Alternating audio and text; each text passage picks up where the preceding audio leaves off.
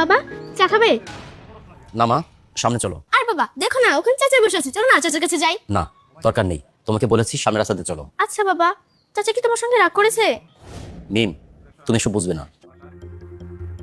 একটা কথা বলো তো, চাচা কি তোমার ভাই না? হ্যাঁ ভাই তো। তাহলে ভাইকে দেখি কখনো কেউ লুকিয়ে যায়? মিম, মিম। আসসালামু আলাইকুম চাচা। ওয়ালাইকুম আসসালাম। মা কেমন আছো? ভালো, কিন্তু একটা কথা বলো তো চাচা, তুমি আর বাবা কথা বলো না কেন? তোমরা ছোটবেলায় একসাথে খেলতে তাই না? হ্যাঁ মা, তাহলে এখন তোমরা কথা বলো না কেন? বড়দের কিছু সমস্যা হয়েছে মা। বড়দের সমস্যা মানে কি ভাইও বদলে যায়?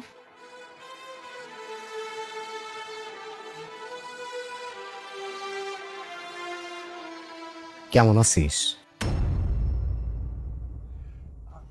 এতদিন পরে সামনাসামনি হইলাম, একটা সালামও দিবি না? মনে হলো তুমি সালামের উত্তরটা নিবে না, তাই দিইনি। আমাদের ঝগড়া হয়েছে ঠিক আছে, তাই বলে কি সালামের উত্তরও নিব না? ঘরের পরিবেশটাই এমন হয়ে গেছে।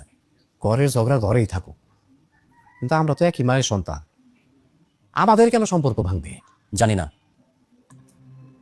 শোন ভাই, স্ত্রীরা আজকে ঝগড়া করবে, কালকে মিলে যাবে। মিল নাও হইতে পারে, কারণ তারা তো দুইটা আলাদা পরিবার থেকে আসছে। কিন্তু আমরা আমরা তো একই মায়ের সন্তান রে, একই পাতিলের ভাত খেয়ে বড় হইছি। আমরা যদি দুই ভাই একে অপরের থেকে দূরে সরে যাই, ক্ষতিটা হবে আমাদের, আমাদের দুই পরিবারে, সন্তানদের। আমি একটা কথা বলবো।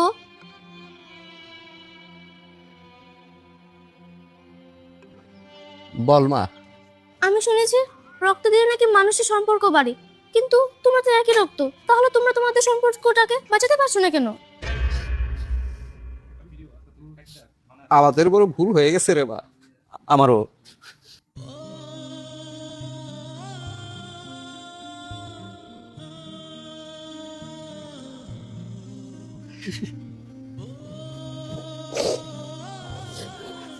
ছোটবেলায় আমরা যখন ঝগড়া করতাম, তখন আমাদের মা আমাদের মিল করে দিত।